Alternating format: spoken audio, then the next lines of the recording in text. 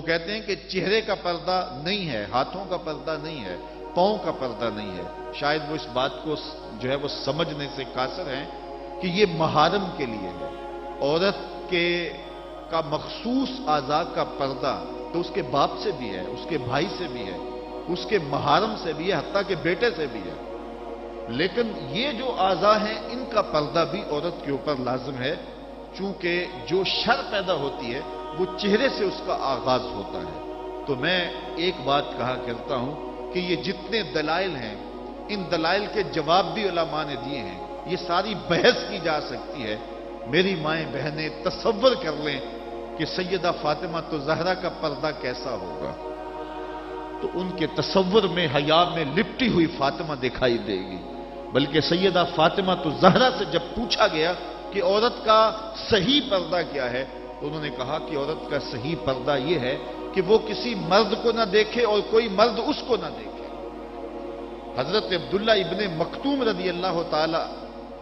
عنہ کے سامنے ازواج مطہرات نے پردہ نہیں کیا تو وہ آنکھوں سے نابینے تھے، تو حضور نے اس پر انہیں تنبیہ کی کہ تم نے پردہ کیوں نہیں کیا؟ تو انہوں نے کہا حضور وہ تو نابینا ہے۔ تو فرمایا کہ تم نابینا تو نہیں ہو۔ تو پردہ مرد سے بھی ہے، جہاں فتنے کا امکان بھی ہو، شریعت نے وہ راستہ ہی مسدود کر دیا ہے تاکہ کل کوئی فتنہ کھڑا نہ ہو جائے۔ تو میں سادی سی بات یہ کرتا ہوں کہ پردے کے حوالے سے دلائل کی دنیا بھی ایک بہت بڑی دنیا ہے، لیکن میری مائیں اور بہنیں یہ تصور کریں کہ سیدہ فاطمہ تو زہرا کا پردہ کیا ہوگا، تو یہ تصور کرنے سے ہی طبیعت میں حیا پیدا ہونا شروع ہو جائے گا، اور سیدہ کا پردہ اور ان کی عصمت اور ان کی آبرو کا انداز سمجھ میں آ جائے گا۔ حضرت اسماء بنت امیس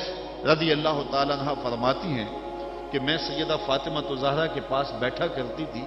اور انہیں سب سے زیادہ فکر اس بات کی تھی کہ زندگی میں تو عورت اپنے پردے کی حفاظت کر لیتی ہے، لیکن مرنے کے بعد جب پٹڑے پہ چارپائی پہ اسے ڈالا جاتا ہے تو اس کا جسم جو ہے وہ جنبش کرتا ہے اور وہ مختار نہیں ہوتی ہے، تو اعضاء دکھائی بھی دیتے ہیں، اعضاء کی حیت بھی سمجھ میں آتی ہے، تو یہ بڑا مشکل لمحہ ہوگا جو مرنے کے بعد درپیش ہوتا ہے۔ تو فرماتی ہیں کہ میں نے انہیں کہا کہ جب حبشہ کی جانب ہجرت کی تھی تو میں بھی ان لوگوں میں شامل تھی، تو میں نے وہاں حبشہ میں دیکھا ہے کہ چارپائی کے چاروں پایوں کے ساتھ شاخ باندھ دیتے ہیں اور پھر ان کو درمیان میں جوڑ دیتے ہیں اور اس کے اوپر کپڑا ڈال دیتے ہیں اور یہ ایک ڈولی بن جاتی ہے۔ تو کہتی ہیں جب میں یہ بات بتائی تو سیدہ بہت زیادہ خوش ہوئی، کہا یہ تو ایک بہت اچھا طریقہ سمجھ میں آ گیا جس سے مرنے کے بعد بھی عورت کے پردے کی اور اس کے جسم کی حفاظت ہو سکے گی، کسی کی نظر نہیں پڑے گی۔ تو یہ وہ سیدہ ہیں کہ جنہوں نے اپنے پردے کی حفاظت یوں کی کہ غیر مرد نے انہیں نہیں دیکھا، اور پھر مرنے کے بعد بھی ان کے لیے وہ ڈولی تیار کر لی گئی، رات کی تنہائیوں میں ان کا جنازہ پڑا گیا، اور یہ وہ پاک دامن خاتون ہے جن کا آنچل مہر و ماں نے بھی نہیں دیکھا ہے۔ اور جب قیامت کا دن ہوگا تو حضرت سیدہ فاطمہ تو زہرا 70,000 خواتین کے جلو میں نکلیں گی، تو آواز آئے گی یا اہل الجمع غدوا ابصارکم لأن فاطمہ بنت محمد حتی تمر، اے لوگوں نگاہیں نیچی کر لو، محمد عربی کی بیٹی کی سواری گزر رہی۔ تو دنیا پر بھی ان کے پردے کی حفاظت، بعد الوصال بھی، اور پھر قیامت کے دن بھی۔ مجھے بتائے عورت کیا وہ مغرب کی آوارہ لڑکی کے روپ میں زندگی گزارنا چاہتی ہے یا سیدہ فاطمہ تو زہرا کے پردے کی وارث بننا چاہتی ہے؟ وہ سڑکوں پر لہرا کر چلنے میں فخر محسوس کرتی ہے یا کہ وہ اپنے مخصوص پردے میں لپٹ کر کے تقدس معاب انداز میں گھر سے مجبوراً نکلنا پڑے تو نکلنا پسند کرتی ہے؟ کوئی بھی شریف زادی یہ پسند نہیں کرے گی کہ وہ مغرب کی حیا باختہ لڑکیوں کی طرح آوارہ مزاج ہو اور اس کی طرف شہوانی اور بھوکی اور غلیظ اور گندی نظریں اٹھے۔ وہ چاہے گی کہ میں تقدس معاب زندگی گزاروں۔ میری بہن، تیرا برقع تیرے لیے قید خانہ نہیں، تیرے برقعے کی ایک ایک سلوٹ تیرے حیا کا پہرا ہے۔ تو مغرب کی ٹینو نہیں ہے، تو مشرق کی بیٹی ہے، تو فاطمہ ہے، تو عائشہ ہے، تو حفصہ ہے۔ تیرا پردہ اس کائنات کے حسن کی علامت ہے، تو سمٹ جائے گی تو امت پھیل جائے گی، تو گھر کو سنبھال لے گی تو امت بحر و بر پہ جاری ہو جائے گی۔ تو عورت کو گھر میں سمٹ کر کے اپنی اندرون خانہ ذمہ داریوں کو سنبھال کر کے اپنی عصمت اور اپنی آبرو کی حفاظت کرنی چاہیے تھی۔ اقبال نے بڑی خوبصورتی سے اس پر بحث کی ہے کہ عورت کے لیے پردہ ضروری ہے یا نہیں، اور پھر کہا عورت کو یہ خود اپنے آپ سے پوچھنا چاہیے کہ وہ کس روپ میں اچھی لگتی ہے۔ ذرا دیکھیے اقبال کا لہجہ، اللہ اکبر۔ اس راز کو عورت کی حقیقت ہی کرے فاش، مجبور ہے معذور ہے مردانے خرد مند، کیا چیز ہے آرائش و زیبائش میں زیادہ، آزادی نسواں یا زمرد کا گلو بند۔ اقبال کہتا ہے کہ عورت اپنے اندر کی عورت سے پوچھے کہ اس کے لیے حسن کہاں ہے، زمرد کا گلو بند اس کو دیا جائے اور وہ پردے میں جو ہے وہ سمٹ کر کے گھر کی ملکہ بن کے رہے، تو یہ اس کے لیے زیادہ اعزاز اور عزت اور فخر کی بات ہے، یا وہ جو ہے وہ آزادی نسواں کے نام سے بازاروں میں گھومتی پھرے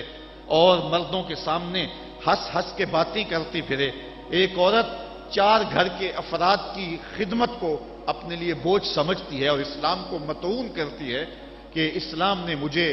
جو ہے وہ پابند کر دیا ہے اور گھر کے اندر محدود کر دیا ہے، اور میں اتنے بچوں کی تربیت میرے کندھوں پہ ڈالتی ہے، اور میں شوہر کی خدمت بھی کروں، بچوں کی خدمت بھی کروں، تو اسلام نے تو میرے اوپر بڑی پابندی لگا دی ہے، مجھے آزادی ملنی چاہیے۔ اور وہ عورت جو 4 بچوں کی خدمت اپنے لیے بوجھ سمجھتی ہے، اور پھر وہ 300 مسافروں کو ہنس ہنس کے کبھی پانی پیش کرتی ہے، کبھی کھانا پیش کرتی ہے،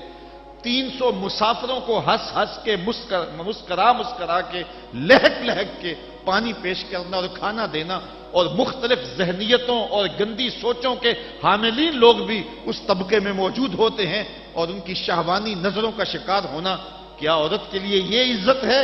یا عورت کے لیے یہ عزت ہے کہ گھر کی 4 دیواری میں سمٹ جائے اور تقدس ماحول کے اندر اپنے بچوں کی تربیت کرے؟ عورت کو جتنی ذمہ داریاں دی گئی ہیں وہ صرف ان کو سنبھال لے اور ان کے سنبھالنے کا حق ادا کر دے تو وہ ایک اچھے معاشرے کی تشکیل کی ضمانت بن جاتی ہے۔ سیدہ فاطمہ الزہرا رضی اللہ تعالی عنہا کا وجود ہمارے لیے ایک روشن، ایک منور اور ایک تابع جو ہے وہ وجود ہے، جس سے ہم مقدرات اسلام کی تربیت کے خد و خال لے سکتے ہیں۔ اقبال کہتا ہے تو نہ دانی کہ سوزے کراتے تو دیگر گوں کر تقدیر عمر را، میری بہن اگر تو بہن ہو کے قرآن پڑھے تو عمر کی تقدیر بدلتی ہے، اور اگر تو ماں ہو کے قرآن پڑھے تو بیٹا نیزے کی نوک پہ قرآن سناتا۔ کربلا کے تپتے ہوئے ریگزار میں پیاسا ہونے کے باوجود حضرت امام حسین جو باطل کے آگے ڈٹے ہوئے ہیں اور جھک نہیں رہے ہیں، اور 71 لاشیں کندھوں پہ اٹھا کے خیموں تک پہنچا چکے ہیں، پھر بھی استقامت کا کوہ گراں بنے ہوئے ہیں، یہ حسین ابن علی کا کمال تو دکھائی دیتا ہی دیتا ہے، لیکن ذرا غور کی آنکھ سے دیکھو پیچھے فاطمہ کے دودھ کا اثر دکھائی دیتا ہے۔ تو اگر مائیں پردے میں سمٹ جائیں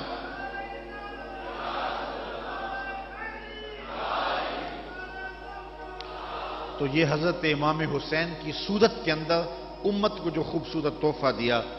بلکہ یہاں اقبال تو بے خود ہو گیا نا، وہ کہتے ہیں آپے سے باہر ہونے کی کیفیت، کہ عقیدت کا رنگ ایسا چڑھا کہ بس جذبات سے مغلوب ہوا۔ اقبال کہتا ہے کہ وہ کہتا ہے کہ رشتہ آئین حق زنجیر پاس فرمانے جناب مصطفیٰ، ورنہ گردے تربتش گردید میں سجدہ برخا کے او پاشید میں۔ اے فاطمہ جو کام تو نے کیا،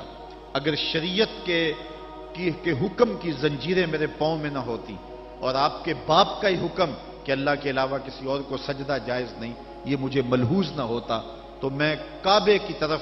رخ کر کے سجدہ کرنے کی بجائے تیری قبر کی مٹی کی طرف منہ کر کے سجدہ کرتا، اور میں کعبے کا طواف کرنے کی بجائے تیری قبر کا طواف کرتا، کیونکہ جو کام تو نے کیا ہے وہ کسی اور نے نہیں کیا۔ نبی کے گھر کی ہے عظمت نبی سے سنتے ہیں، علی کے گھر کی ہے عزت علی سے سنتے ہیں، وہ جس نے معزز کیا گھرانے کو، حسین پال کے جس نے دیا زمانے کو۔ تو یہ تھا حضرت سیدہ فاطمہ الزہرا رضی اللہ تعالی عنہا کا کردار۔ آج کی عورت